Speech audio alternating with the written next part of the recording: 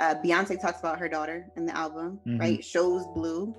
And I think it's Jay's grandma's birthday party where she says she took lemons and made lemonade. I served lemons, but I made lemonade. And talking about how it's generational, like high key. Yeah. And so I think in Jay's album, he envisions Blue being the president, right, in the future. And so understanding that we don't want our children to redo this is something I think we're doing. So it has been the cycle. And B&J, I feel like acknowledging it's like, but we're not going to keep doing that. Let me ask you something. You have two black men here that are, well, I'm married. Jay's about to be married. And I must say, having a daughter is like the scariest thing to me. I got questions, but go ahead. So let me ask you. Let me ask you, how can a black man, like, what would you recommend to a black man for raising a black woman, for raising a black girl? Man, considering where we are today in the world, I mean, number one, I don't understand why it's so scary. That's another conversation. Okay. I want a daughter. We can talk because Kanye talks about it too. As far out there as he is, when he was talking about like he's worried about his daughter looking like his wife, and I'm like, what?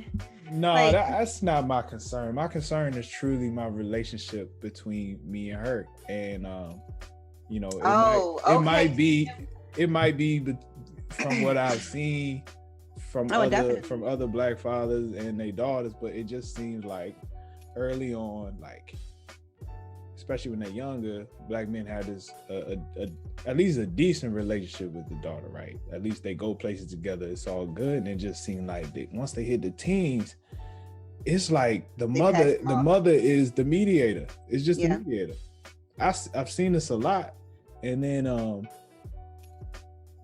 it's almost scary to me. Like, yo, all right, if I have a daughter, like I'm gonna hit 40, 50 something, and we not talking, or I don't even know, like it just seems a little scary to me that at some point this relationship could get out of hand, and I could possibly just be the person who helped birth, like who helped make this birth. Like that's all. I don't want to be that, but it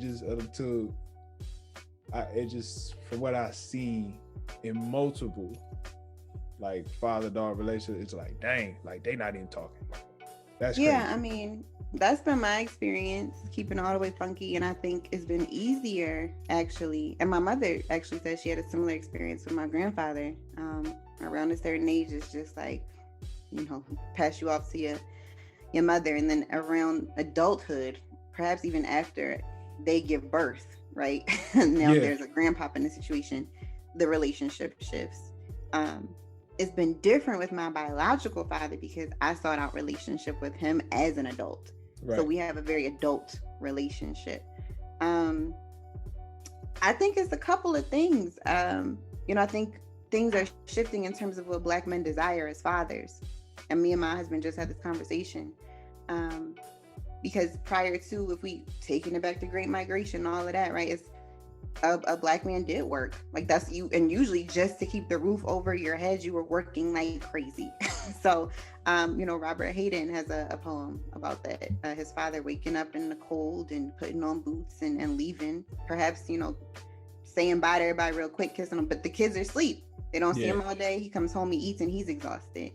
And so I do think what shifted is that there's a desire to be emotionally present for your children in a way that there wasn't always, or the expectation was often that would be for the mother to figure out. So you're not just a protector and a provider anymore. So what that means, honestly, is that there has to be sacrifice. And I think that's what I've seen black fathers struggle with. I think, and we have some great black fathers. Shout out to all the great black fathers doing it, right? I'm not trying to say this is black men, like not at all. I would never say that. Yeah. But I think, understanding that, you come home with a bunch of work to do, because that's where we are, especially with COVID, and your child wants to play with you. You can't just say, nah, you know, if you do that for 2 weeks straight and if you mad because they're closer to your wife or they don't even look at you that way anymore, right? It's like you understand, no, I got to put work in to have fun with my child. I think as children, specifically daughters, as young women, we can say grow and become, if that's their choice, right, to become women. You gotta understand that your daughter is becoming a sexual being. I feel like that's where a lot of the tension comes from. Boy. Like, it's like, yeah, she's becoming a sexual being, and she may choose not to partake in that. You know, she may choose to be celibate until she's married, abstinent, I should say, until she's married. She may be asexual, and that's not her jam. You know, you don't know. But I feel like that's when things get scary. It's like, oh my gosh, I have a little woman now. You know, she got a period. Oh snap! like, what do I do with the period? I feel like that's hold on. Right. Stop. I feel like that's when the shock comes in, and then the protector thing kicks into gear, forgetting the emotional connection.